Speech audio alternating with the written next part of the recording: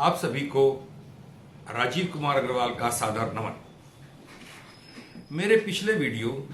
Income tax on transfer of property का यह part 2 है। पिछले वीडियो में अचल संपत्ति दान में प्राप्त करने पर दान प्राप्तकर्ता डोनी पर आयकर देयता के संबंध में आवश्यक जानकारी दी गई है, जिसमें स्टाम्प ड्यूटी के अनुसार मूल्यांकन ₹50,000 से अधिक होने पर आयकर देयता आती है। हम आयकर सलाहकार अपने स्वाध्याय मंडल स्टडी सर्किल में आयकर के विभिन्न प्राविधानों का विचार विमर्श करते रहते हैं। यह वीडियो आयकर सलाहकारों के विचारार्थ प्रस्तुत है, जिसमें सीए, एडवोकेट्स आदि सभी आते हैं, जिससे अचल संपत्ति खरीद बिक्री के व्यापारियों पर विशेष परिस्थितियों में आयकर दायित्व के विभिन्न पहलुओं में विचार करने के लिए आज का यह वीडियो आपके बहुमूल्य विचारों और सुझावों के लिए आमंत्रित है। विचार विनिमय से प्राप्त रस ज्ञान के विकास का सूचक होता है और विचार विमर्श से ही ज्ञान पुष्ट और व्याख्यात होता है। आज अचल संपत्ति के दान अथवा स्टाम्प ड्यूटी हेतु सर्किल रेट से मूल्यांकन से कम प्रतिफल होने की दशा में अचल संपत्ति के व्यापारियों पर आयकर देयता पर विचार किया जाना है। अब एक केस स्टडी लेते हैं। एक पर्सन डोनर दूसरे पर्सन डोनी को अपनी अचल संपत्ति उपहार अथवा दान में दानदाता को अचल संपत्ति की खरीद बिक्री के व्यापार के लिए देता है और दान प्राप्तकर्ता उक्त प्राप्त अचल संपत्ति को अपने व्यापार के स्टॉक में सीधे शामिल करता है, तो उस अचल संपत्ति की प्राप्ति तथा बिक्री पर आयकर की देयता की स्थिति पर विचार किया जाना है। आयकर कानून में पूंजीगत संपत्ति कैपिटल एसेट को स्टॉक में बदलने पर उस अचल संपत्ति की बिक्री तक के लिए आयकर स्थगित या डिफर्ड हो जाता है, विलंबित हो जाता है और उक्त स्टॉक की बिक्री के समय आयकर देय होता है। अपनी पूंजीगत कैपिटल एसेट को स्टॉक में बदलने की तिथि तक कैपिटल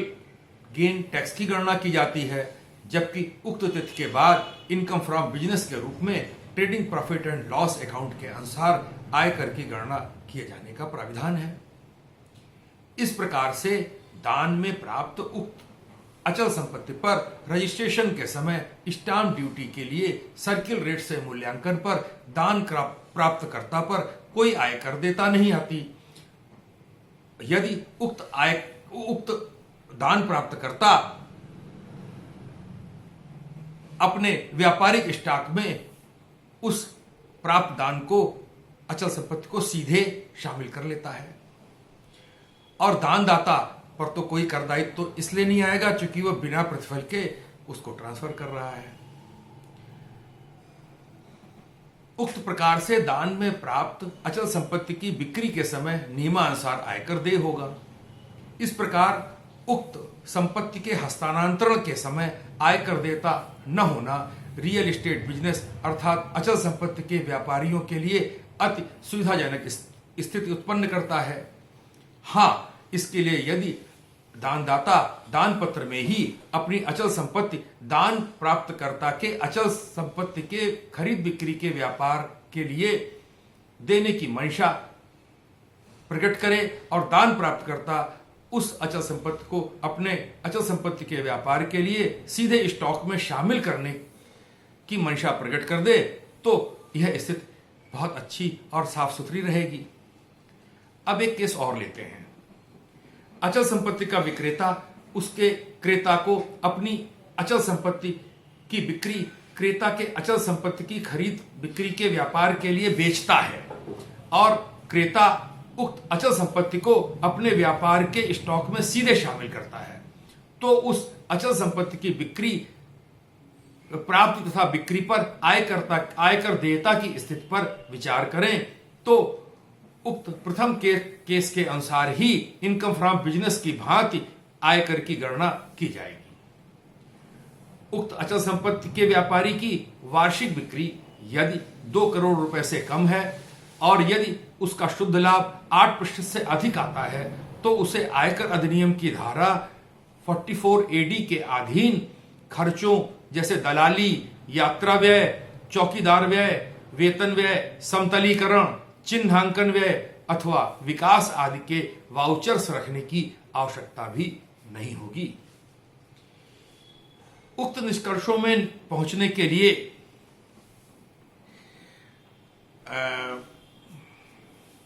आयकर के जिन प्रावधानों पर विचार किया जाना है उनकी लिस्ट भी मैं एक बार बोल देता हूं। Section 214 definition of capital asset,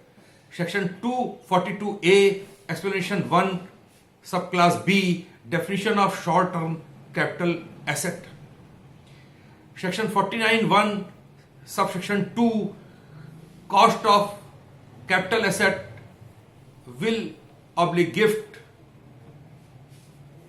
as per previous owner, section 49(4) cost of acquisition, 56(2)(7), 56(2)(7)A, 56(2)(10), section 50C special provision full value of consideration in certain cases, section 56(2)(10) special provisions full value of consideration in certain cases,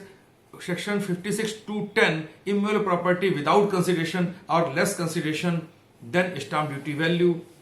section 43CA special provisions full value of consideration of certain cases other than capital asset, section 45(2) conversion by owner of capital asset into stock in trade, section 47 subsection 3 gift / will not regarded as transfer, section 269 SS no cash to purchase immovable property more than 20,000, section 271D failure to comply, section 269 SS penalty equal to cash payment, section 44 AD presumptive business income। मैंने इस बात को साधारण रूप से सबके समक्ष रखा है। मुझे लगता है आप लोगों को अच्छा लगा होगा और आपकी जानकारी के बावजूद आपका ध्यान इस ओर आकृष्ट हुआ होगा। आपके सुझाव और विचारों की प्रतीक्षा के साथ राजीव कुमार अग्रवाल, धन्यवाद।